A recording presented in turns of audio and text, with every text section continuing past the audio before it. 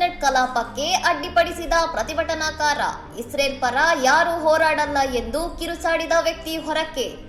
ವಾಷಿಂಗ್ಟನ್ನಲ್ಲಿ ನಡೆದ ಸಶಸ್ತ್ರ ಸೇವೆಗಳ ಉಪಸಮಿತಿಯ ಅಧಿವೇಶನದ ವೇಳೆ ಬ್ರಿಯಾನ್ ಮೆಕ್ ಗಿನ್ನಿಸ್ ಎಂಬ ವ್ಯಕ್ತಿ ಸಭೆಯ ಮಧ್ಯೆ ನುಗ್ಗಿ ದಾಳಿಯ ವಿರುದ್ಧ ಆಕ್ರೋಶ ಹೊರಹಾಕಿದ್ದಾರೆ. ಪ್ರತಿಭಟನಾಕಾರ ಬ್ರಿಯಾನ್ ಮೆಕ್ ಗಿನ್ನಿಸ್ ಉತ್ತರ ಕೊರೋಲಿನಾದ ಗ್ರೀನ್ ಪಾರ್ಟಿ ಅಭ್ಯರ್ಥಿಯಾಗಿದ್ದು ನೌಕಾಪಡೆಯ ಅಧಿಕಾರಿಯ ಸಮವಸ್ತ್ರ ಧರಿಸಿ ಅಧಿವೇಶನಕ್ಕೆ ಬಂದಿದ್ದರು ಎಂದು ವರದಿಯಾಗಿದೆ.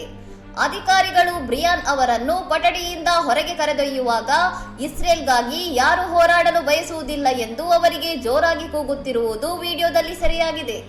ಅಧಿಕಾರಿಗಳು ಪ್ರತಿಭಟನಾಕಾರರನ್ನು ಎಳೆದುಕೊಂಡು ಹೋಗುವಾಗ ಆತನ ಕೈ ಸಿಲುಕಿಕೊಂಡಿದ್ದು, ಈ ವೇಳೆ ಸಮಿತಿಯ ಸದಸ್ಯ ಸೆನೆಟರ್ ಟಿಮ್ ಶೀಹಿ ಅವರು ಸಹಾಯ ಮಾಡಲು ಮುಂದಾಗಿದ್ದಾರೆ.